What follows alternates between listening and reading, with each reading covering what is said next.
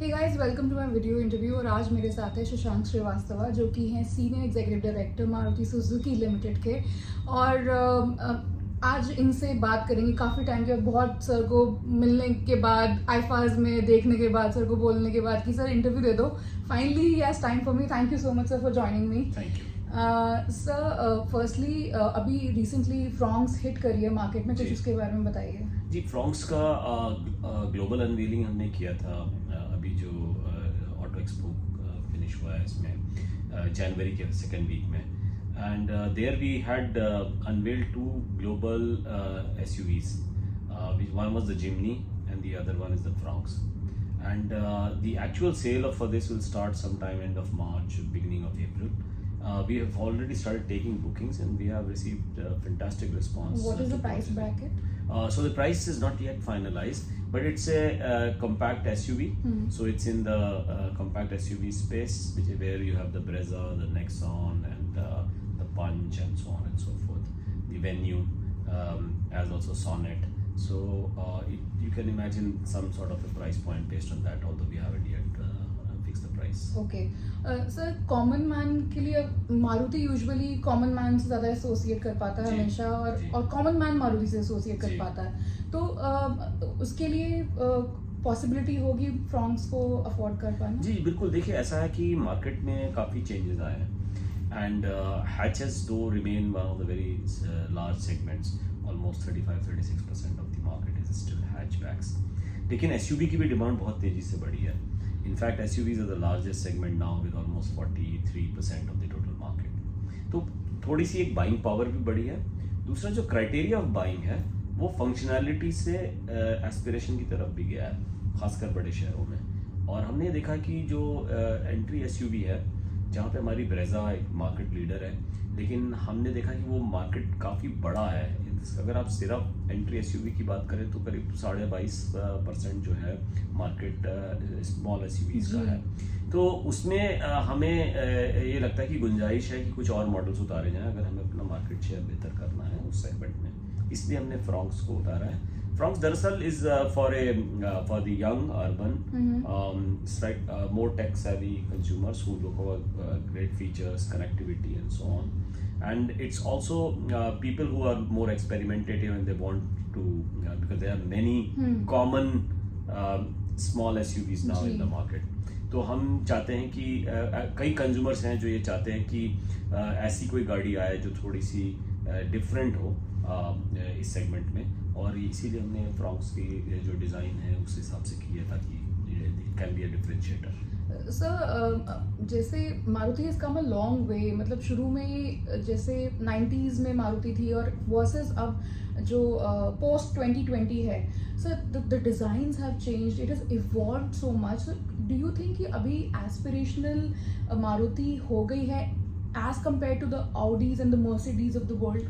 हाँ, देखिए, इसमें भी ना एक होता है सुपर लग्जरी इंडियन कॉन्टेक्स्ट में, चाहे मर्सिडीज की बात की आपने, ऑडी की बात की, बड़ी गाड़ी, बड़े इंजन और उस तरह की गाड़ी है। एक होता है जिसको कॉमन वर्ड अब इंडियन मार्केट के कॉन्टेक्स्ट में आ रहा है, वो है अफोर्डेबल लग्जरी। अफोर्डेबल लग्जरी क्या है कि it is somewhere in between, and that market is also seeing a lot of traction. In fact, a lot of vehicles, a lot of consumers are considering buying into that segment, and that is why that segment has actually grown. और यही वजह है कि कई जो manufacturers हैं वो इस सेगमेंट में भी बड़े क्लोजली स्टडी कर रहे हैं, हम भी स्टडी कर रहे हैं। और यही वजह है कि आपने देखा होगा हमारी ग्रैंड विटारा है जैसे, जो करीब 12-13 लाख से 20 लाख तक की गाड़ी है, वैसे ही XL6 है हमारी जो, और अर्टिगा है 12 से 15 लाख तक के का रेंज है। तो ये सारी गाड़ियाँ बहुत अच्छी कर रही हैं। तो हमने एक ट्रांजिशन किया है, खासकर जो हमारा नेक्सा चैनल है वो एक थोड़ा ज़्यादा, मतलब थोड़ा एक वो एस्पिरेशनल चैनल है। तो हमने देखा कि काफ़ी अच्छा ट्रैक्शन हमें मिला है, और इसी वजह से हमारी जो नई गाड़ियाँ हैं उनकी डिज़ाइन ये नए कस्टमर को देख के ही की गई है। ओके सर, अभी 2020 के बाद जब कोरोना का वक्त आया, 2 साल आई थिंक सबसे ज़्यादा जो हिट किया है वो ऑटो मार्केट को और ऑटो इंडस्ट्री को हिट किया था कोरोना ने। तो अभी Maruti Suzuki, how is it placed and how is it sort of recovering that phase? देखिए हाँ, अगर आप ऑटो इंडस्ट्री के बारे में बात करें तो काफ़ी अच्छी रिकवरी हुई है इस साल, और इस साल तो ये अंदाज़ा लगाया जा रहा है 2022-23 के जो साल है, फाइनेंशियल ईयर है, उसमें 3.875 मिलियन गाड़ी बिकेंगी पैसेंजर व्हीकल्स, तो ये एक रिकॉर्ड सेल है, and it is the previous highest being in 2018-19 जब 3.3 मिलियन के करीब हुई थी। तो इसका मतलब ये रिकवरी प्री कोविड के भी ऊपर निकल गई है, in the sense that has actually bounce back So completely. why do you think that has happened? Where people have done revenge buying? What is it like? Why people have जी। come out so much, full throttle in the auto segment? जी, इसका मेरे ख्याल में दो बुनियादी वजह है। सबसे पहली वजह तो ये है कि कोविड के चलते एक पेंट अप डिमांड रही, क्योंकि कोविड के बाद मार्केट जो है उसमें खासी गिरावट देखी हमने। जैसे मैंने बताया कि इसके पहले पीक 2018-19 में था 3.3 मिलियन का, ये तो ड्रॉप होके 2.7 मिलियन पे आ गया था, और उसके बाद और थोड़ा सा ड्रॉप हुआ, 2.67 मिलियन के करीब हुआ। तो एक पेंट अप डिमांड ज़रूर रही होगी, जो उस पीरियड में लोगों ने अपनी गाड़ियाँ नहीं बदली या नहीं खरीदी गाड़ियाँ, उसकी एक पेंट अप डिमांड रही, जो शायद हमें। और अगर आप इसका कंपैरिजन 2018-19 से करें तो 14% ऊपर है। 4 साल में 14% की ग्रोथ वैसे कोई बहुत अच्छी ग्रोथ नहीं है, लेकिन हाँ, एक जो पेंट अप डिमांड है उसकी वजह से इस साल जो है अच्छी जो है डिमांड वापस आई है। दूसरी वजह ये है कि सेफ्टी के चलते, पर्सनल सेफ्टी को लेके, in the sense of health safety, Covid के बाद हमने देखा कि लोग जो पब्लिक ट्रांसपोर्ट है और शेयर्ड मोबिलिटी है उससे अलग हटके पर्सनल ट्रांसपोर्ट की तरफ जाने लगे। Okay. And that I think has also created a good demand for the vehicles, and that's how I think this year has been very good compared with last year's 25% up, but against 2018 of course 14%. And sir, जो government के rules regulations जो auto industry पे usually strict रहते जी। हैं, दिल्ली में भी कभी odd even आ जाता है, कुछ ना कुछ रहता है, तो उससे मारुति की सेल्स पे या फिर मारुति की पोजीशनिंग पे इम्पैक्ट पड़ता है? जी, मैंने जो ऑड इवन का जिस समय वक्त चला था, शायद 2.5-3 साल पहले की बात है ये, जब ऑड इवन का हुआ था, उससे हमारे उसमें बहुत फ़र्क नहीं पड़ा। और बड़े उसमें अलग अलग तरह के उसमें वो होते हैं कि लोग कि जिनके पास एक गाड़ी है और वो दूसरी गाड़ी अफोर्ड कर सकते हैं, तो वो दूसरी भी ले लेते हैं क्योंकि उनको एक ऑड नंबर चाहिए, एक इवन नंबर चाहिए। इस तरह की भी थ्योरीज हैं, लेकिन एक्चुअल अगर आप डिमांड पैटर्न पे अगर देखें तो बहुत खासा फर्क नहीं पड़ा, क्योंकि वो भी कुछ हफ्ते के लिए ही था जो ऑड इवन का था, and then it will go back to the normal. Okay, and so what about the pollution crisis in the country? Don't you think people should buy less cars because of that? नहीं, less I car mean, you're not the right person to ask this. No, you can ask this because it's true that people are saying कि भाई environment में जितने भी हमारे regulations आ रहे हैं वो environment में के strict होते जा रहे हैं regulation, और सही भी है कि वो strict होते जा रहे हैं, क्योंकि अगर आप देखें COP26 में कंट्रीज ने ये फैसला किया कि 2050 में कार्बन न्यूट्रलिटी होनी चाहिए वर्ल्ड में, और इंडिया के लिए वो टारगेट 2070 का लिया गया। तो आपको धीरे धीरे एमिशंस जो गाड़ी का है वो कम करना पड़ेगा, लेकिन ट्रांसपोर्टेशन का रिक्वायरमेंट एक ग्रोइंग इकोनॉमी में तो रहेगा ही रहेगा। तो इसलिए हम गाड़ियों को तो का सेल तो कम नहीं कर सकते हैं, लेकिन ये जरूर कर सकते हैं कि जो गाड़ी हम बेचें उसको उसका जो एमिशन है वो कम से कम हो। इसका मतलब वो फ्यूल एफिशिएंसी अगर हम बढ़ाते हैं गाड़ियों की, तो वही मारुति सुजुकी कर रही है। हमारा कंट्रीब्यूशन ये कि हमने फ्यूल एफिशिएंसी बढ़ाई है। अभी हमने ग्रैंड विटारा जैसी गाड़ी लाए हाइब्रिड की, जो कि 27-28 किलोमीटर पर लीटर देती है। तो इस तरह से हमने एमिशन में कम कोशिश करी है। सीएनजी की गाड़ियाँ हैं हमारी, 20% गाड़ियाँ हमारी सीएनजी बिकती हैं। फिर हमने बायोगैस में भी अब हमने एक प्रोजेक्ट लगाया हुआ है। तो हम सोचते हैं कि ये सारी टेक्नोलॉजी के इस्तेमाल से एमिशन कम होगा, और यही हमारा कॉन्ट्रीब्यूशन है एनवायरनमेंट के लिए। And sir, what about the digital side of things? अभी आपका बजट जो है डिजिटल के लिए बढ़ा है? Have you increase the budget in terms of marketing? Because now people are saying that digital is become mainstream. So has It's that... correct, yeah, it's correct, because not only from a media point of perspective, but from even consumer buying process perspective, I think digital is very important. And in fact, we have our research shows that there are 26 touch points that a customer goes through when he buys a car. from the time when he thinks of buying a car to actually buying a car. Okay. So out of the 24 touch points we have already digitalized and we have developed a platform even for finance for example.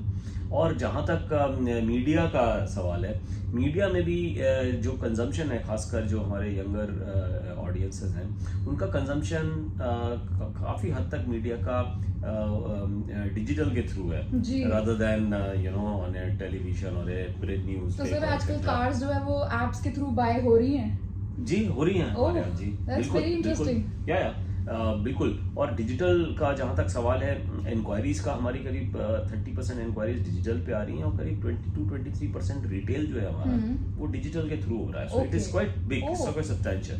But जहाँ तक आपने point किया कि media यानी media का communication और advertising का, इसमें भी डिजिटल का बहुत अहम रोल हो गया है, क्योंकि most of the RTG is now consuming media on through the digital platforms. और यही वजह कि हमारा जो स्पेंड पहले 2-4% होता था डिजिटल पे, वो लास्ट फ्यू इयर्स में including this year it's about 27-30%. Okay, is that going to remain the same this year or it's going to? I think it's been continuously increasing. Okay. So I would expect it to increase in this year as well. Yeah. Okay. Why sir 5-10% and how much? Percentage का वजह because हमारा overall spend भी बढ़ रहा है. Okay, marketing spend increase हो रहा है. आपका कितना? करीब 15-20% is what should be the increase. And this did increase this year also and next year as well. Okay. So I think उसमें डिजिटल का स्पेंड परसेंटेज भी बढ़ेगा as a contribution, and therefore in absolute terms also digital spends will become quite high. Okay, and sir, any plans on the anvil for the change of brand ambassadors or something that you want to? अभी कुछ हमारे sir scoop बता दीजिए sir मेरे viewers के लिए। कोई celebrity आ रहा है नया मारुति के लिए या कोई और types? We know that Zeesne Awards is being sponsored by you, आप आईफा करते हैं, और सर कौन देखने को मिलेगा? We know Ranveer Singh is quite going steady. So Ranveer Singh हमारे नेक्सा चैनल के लिए हमारे ब्रांड एम्बेसडर हैं। हमारे जो वरुण धवन हैं वो अरीना चैनल के लिए हैं, और हमारे ट्रू वैल्यू के लिए RR राव जो हैं वो हमारे ब्रांड एम्बेसडर हैं। 3 हमारे ब्रांड्स हैं और ये अभी फिलहाल हम इन्हीं से जो है। ओके सर, लास्ट क्वेश्चन, 2023 में क्या मारुति से क्या देखने को मिलेगा? What is new that's upcoming? Fronx is already arriving. Fronx आएगी, जिम्नी आएगी, और भी हम सोच रहे हैं गाड़ियाँ लाने की। और प्रोडक्ट के बारे में हम आगे की एग्जैक्ट डिटेल्स तो नहीं बता सकते, लेकिन ये जरूर बताते हैं कि Maruti Suzuki is very bullish about the auto industry, and we see and therefore products will have to be getting new products again and again throughout. And that's been our policy and our strategy in the past. That's why we have such a strong portfolio.